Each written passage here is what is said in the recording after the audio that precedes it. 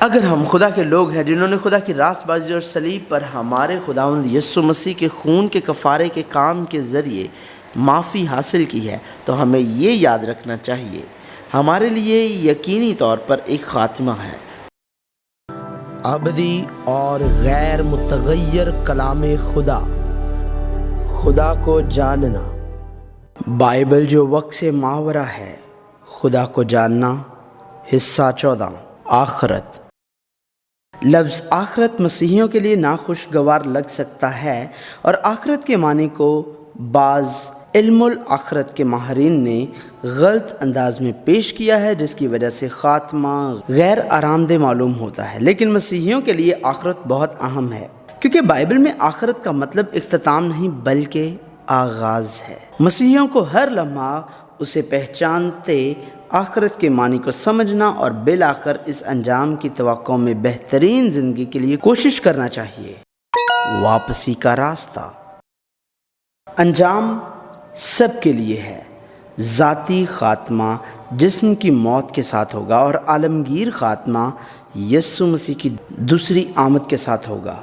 اگر ہمارا اپنی زندگی میں عالمگیر خاتمہ سے سامنا نہ بھی ہوتا تو بھی ہم ذاتی انجام کا سامنا ضرور کریں گے۔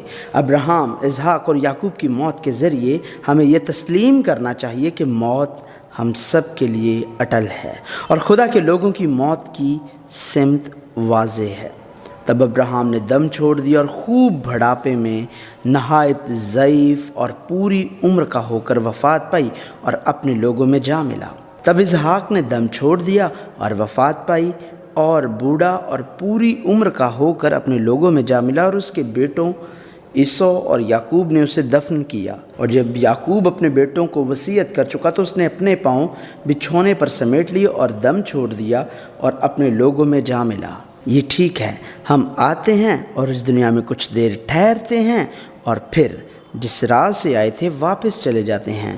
جو خداوند سے ہوتا ہے وہ خدا کی باتیں سنتا ہے، تم اس لیے نہیں سنتے کہ خدا سے نہیں ہو۔ وہ چیزیں جو یقیناً واقع ہوں گی۔ ایک بار پھر یقینی طور پر خاتمہ ہو جائے گا۔ یسوع نے بھی اس کے بارے میں واضح طور پر کہا، اس وقت لوگ تم کو ایذا دینے کے لیے پکڑوائیں گے اور تم کو قتل کریں گے، اور میرے نام کی خاطر سب قومیں تم سے عداوت رکھیں گی، اور اس وقت بہتیرے ٹھوکر کھائیں گے اور ایک دوسرے کو پکڑوائیں گے اور ایک دوسرے سے عداوت رکھیں گے، اور بہت سے جھوٹے نبی اٹھ کھڑے ہوں گے اور بہتیروں کو گمراہ کریں گے، اور بے دینی کے بڑھ جانے سے بہتیروں کی محبت ٹھنڈی پڑ جائے گی، مگر جو آخر تک برداشت کرے گا وہ نجات پائے گا۔ اور بادشاہی کی اس خوشخبری کی منادی تمام دنیا میں ہوگی تاکہ سب قوموں کے لیے گواہی ہو، تب خاتمہ ہوگا۔ لیکن جو بات بہت اہم ہے وہ یہ ہے کہ ہم آخرت کا وقت نہیں جانتے۔ یقینی طور پر نشانیاں ہوں گی جیسے یسوع نے کہا، تاہم بائبل اس دور کے بارے میں درج ذیل بیان کرتی ہے، لیکن اس دن اور اس گھڑی کی بابت کوئی نہیں جانتا، نہ آسمان کے فرشتے، نہ بیٹا، مگر صرف باپ۔ بائبل واضح طور پر بیان کرتی ہے کہ سوائے باپ کے ہمارے خداوند یسوع مسیح کی واپسی کے دن یا گھڑی کو کوئی نہیں جانتا۔ تاہم بعض افراد کی طرف سے آخرت کے بارے میں متواتر غلط تشریحات اور جھوٹی پیشن گوئیوں نے علم الآخرت کو زیادہ خطرناک نظریہ بنا دیا، لہٰذا ہمیں ان نظریات کو سمجھنے کی ضرورت ہے جو خدا کے لوگوں کو آخری وقت کے بارے میں ہونے چاہیے۔ ایمان رکھنا آخرت حقیقی ہے۔ مسیحیوں کو جو خدا کے فرزند ہے یقینی طور پر آخرت پر ایمان رکھنا چاہیے۔ ہمیں واضح طور پر سمجھنا چاہیے کہ یہ دنیا جس سے ہم گزرتے اور واپس لوٹتے ہیں وہ جگہ نہیں ہے جہاں ہم ہمیشہ رہیں گے۔ آخرت کے ذریعے خدا کے لوگ یقیناً خدا کی بادشاہی میں ایک نئی اور ابدی زندگی گزاریں گے۔ ہم اس بات پر ایمان رکھتے ہیں کہ اگرچہ اس دنیا میں تھوڑی دیر کے لیے تکلیف، اداسی اور مصیبت ہے، ہم اس دن کا انتظار کر سکتے ہیں کیونکہ یہ ابدی جگہ نہیں ہے۔ تاہم جب ہم اس دنیا میں رہتے ہیں تو اکثر ایسا محسوس ہوتا ہے کہ آخرت کبھی نہیں آئے گی، خاص طور پر جب اس دنیا میں خدا کو نہ جاننے والوں کی زندگی زیادہ خوشحال نظر آتی اور خدا کے لوگوں کی زندگیاں زیادہ مشکل لگتی ہیں۔ ہمارا ایمان متزلزل ہو سکتا ہے۔ زبور کے مصنف کے بھی یہی خیالات تھے۔ آصف کا ایک زبور، بے شک خدا اسرائیل پر یعنی پاک دلوں پر مہربان ہے، لیکن میرے پاؤں تو پھسلنے کو تھے، میرے قدم قریباً لغزش کھا چکے تھے، کیونکہ جب میں شریروں کی اقبال مندی دیکھتا مغروروں پر حسد کرتا تھا، اس لیے کہ ان کی موت میں جان کنی نہیں بلکہ ان کی قوت بنی رہتی ہے۔ وہ اور آدمیوں کی طرح مصیبت میں نہیں پڑتے، نہ اور لوگوں کی طرح ان پر آفت آتی ہے، اس لیے غرور ان کے گلے کا ہار ہے، گویا وہ ظلم سے ملبس ہیں، ان کی آنکھیں چربی سے ابری ہوئی ہیں، ان کے دل کے خیالات حد سے بڑھ گئے ہیں، وہ ٹھٹھا مارتے اور شرارت سے ظلم کی باتیں کرتے ہیں، وہ بڑا بول بولتے ہیں، ان کے منہ آسمان پر ہیں اور ان کی زبانیں زمین کی سیر کرتی ہیں، اس لیے اس کے لوگ اس طرف رجوع ہوتے ہیں اور جی بھر کر پیتے ہیں۔ وہ کہتے ہیں خدا کو کیسے معلوم ہے؟ کیا حق تعالیٰ کو کچھ علم ہے؟ ان شریروں کو دیکھو، یہ سدا چین سے رہتے ہوئے دولت بڑھاتے ہیں۔ یقیناً میں نے اب اپنے دل کو صاف اور اپنے ہاتھوں کو پاک کیا، کیونکہ مجھ پر دن بھر آفت رہتی ہے اور میں ہر صبح تنبیہ پاتا ہوں۔ اگر میں کہتا ہوں کہ یوں کہوں تو تیرے فرزندوں کی نسل سے بے وفائی کرتا۔ جب میں سوچنے لگا کہ اسے کیسے سمجھوں تو یہ میری نظر میں دشوار تھا۔ بہرحال ہمیں ایمان کو کبھی نہیں چھوڑنا چاہیے، صرف اس لیے کہ ہر چیز کا ابھی فیصلہ نہیں کیا گیا۔ اس کا مطلب یہ نہیں ہے کہ کوئی آخرت نہیں ہے یا یہ کہ آخرت نہیں آئے گی۔ اسی لیے اسی زبور کے مصنف نے اعلان کیا، جب تک کہ میں نے خدا کے مقدس میں جا کر ان کے انجام کو نہ سوچا، یقیناً تو ان کو پھسلنے جگہوں میں رکھتا ہے اور ہلاکت کی طرف دھکیل دیتا ہے۔ وہ دم بھر میں کیسے اجڑ گئے، وہ حادثوں سے بالکل فنا ہو گئے، جیسے جاگ اٹھنے والا خواب کو، ویسے ہی تو اے خداوند جاگ کر ان کی صورت کو ناچیز جانے گا۔ بائبل نہ صرف ایک واضح آخرت کا اعلان کرتی ہے بلکہ یہ بھی کہ آخرت کے بعد خدا سے تعلق رکھنے والے لوگوں اور دنیا کے لوگوں کی زندگیاں مختلف ہوں گی۔ ایک دولت مند تھا جو ارغوانی اور مہین کپڑے پہنتا اور ہر روز خوشی مناتا اور شان و شوکت سے رہتا تھا، اور لازر نامی غریب ناسوروں سے بھرا ہوا اس کے دروازے پر ڈالا گیا تھا۔ اسے آرزو تھی کہ دولت مند کی میز سے گرے ہوئے ٹکڑوں سے اپنا پیٹ بھرے، بلکہ کتے بھی آ کر اس کے ناسور چاٹتے تھے، اور ایسا ہوا کہ وہ غریب مر گیا اور فرشتوں نے اسے لے جا کر ابراہیم کی گود میں پہنچا دیا، اور دولت مند بھی موا اور دفن ہوا۔ اس نے عالم ارواح کے درمیان عذاب میں مبتلا ہو کر اپنی آنکھیں اٹھائیں اور ابراہیم کو دور سے دیکھا اور اس کی گود میں لازر کو، اور اس نے پکار کر کہا، اے باپ ابراہیم، مجھ پر رحم کر کے لازر کو بھیج کے اپنی انگلی کا سرا پانی میں بھگو کر میری زبان تر کرے، کیونکہ میں اس آگ میں تڑپتا ہوں۔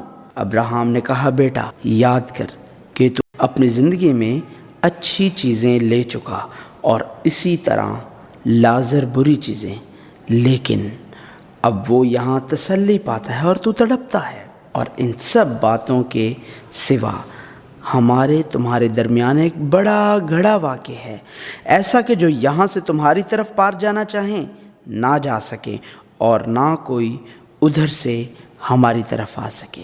ہمیں یاد رکھنا چاہیے ہمارے لیے جو فعل حال میں رہتے ہیں یقیناً ایک انجام ہے۔ ہمیں یقین کرنا چاہیے کہ ایک انجام ہے، آخرت یقیناً حقیقی ہے۔ ہمیں بیدار رہنا چاہیے۔ آخری وقت کی تیاری کرنے والے مسیحی کا رویہ بیدار ہونا چاہیے۔ ہمیں جسمانی طور پر بیدار نہیں بلکہ روحانی طور پر بیدار ہونا چاہیے۔ بس جاگتے رہو، کیونکہ تم نہیں جانتے کہ تمہارا خداوند کس دن آئے گا۔ لیکن یہ جان رکھو کہ اگر گھر کے مالک کو معلوم ہوتا کہ چور رات کے کون سے پہر آئے گا تو جاگتا رہتا اور اپنے گھر میں نقب نہ لگانے دیتا۔ اس لیے تم بھی تیار رہو، کیونکہ جس گھڑی تم کو گمان بھی نہ ہوگا ابن آدم آ جائے گا۔ بس جاگتے رہو، کیونکہ نہ تم اس دن کو جانتے ہو نہ اس گھڑی کو۔ یہ درست ہے۔ ہمارے بیدار رہنے کی سب سے واضح وجہ یہ ہے کہ ہم نہیں جانتے کہ آخرت کب ہے۔ ہم نہیں جانتے کہ جس دن خداوند آئے گا وہ آج، کل، اگلے سال یا ہمارے جسمانی خاتمے یعنی موت کے بعد ہے۔ اس لیے ہمیں جاگتے رہنا چاہیے اور وقت کو پہچان کر ایسا ہی کرو، اس لیے کہ اب وہ گھڑی آ پہنچی کہ تم نیند سے جاگو، کیونکہ جس وقت ہم ایمان لائے تھے اس وقت کی نسبت اب ہماری نجات نزدیک ہے۔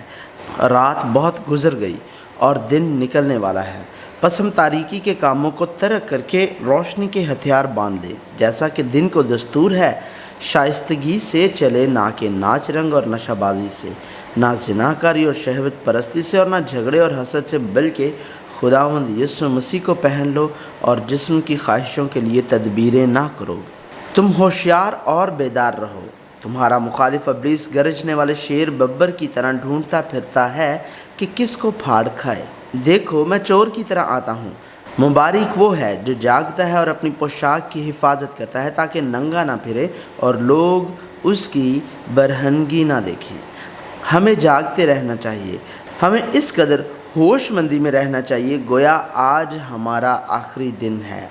آپ کو احمق نہیں بننا چاہیے جو اس بات کی ضمانت دیتا ہے کہ کل ہوگا۔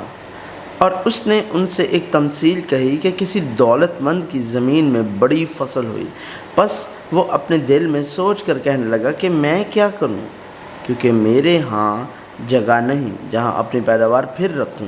اس نے کہا، میں یوں کروں گا کہ اپنی کوٹھیاں ڈھا کر ان سے بڑی بناؤں اور ان میں اپنا سارا اناج اور مال بھر رکھوں گا، اور اپنی جان سے کہوں گا، اے جان، تیرے پاس بہت برسوں کے لیے بہت سا مال جمع ہے، چین کر، کھا پی، خوش رہ۔ مگر خدا نے اس سے کہا، اے نادان، اسی رات تیری جان تجھ سے طلب کر لی جائے گی، پس جو کچھ تو نے تیار کیا ہے وہ کس کا ہوگا؟